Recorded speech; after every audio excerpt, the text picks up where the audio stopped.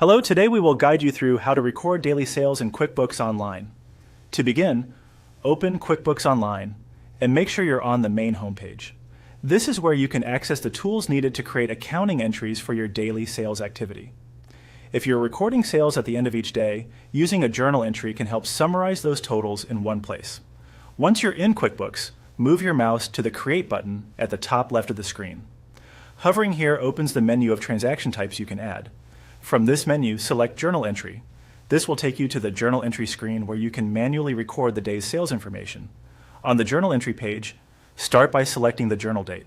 Make sure this date matches the day for the sales you are recording.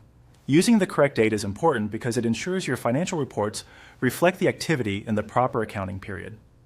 Next, enter the sample account in the first account line. This account should represent the side of the transaction you want to record first. After choosing the account, enter the sample debit amount. Be careful to place the amount in the debit column, not the credit column. Accuracy here is important since journal entries need to stay balanced. After that, move to the next line and enter the sample account again, or select the second account needed for the other side of the entry, depending on how your records are set up.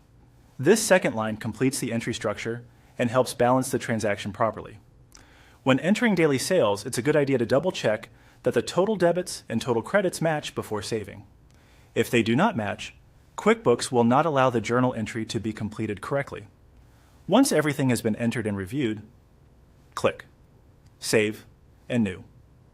This saves the journal entry you just created and opens a fresh journal entry form, which is useful if you need to continue entering sales for another day or add additional entries right away.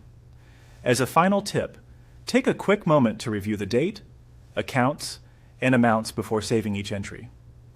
Even small mistakes can affect reporting, so a brief review can save time later.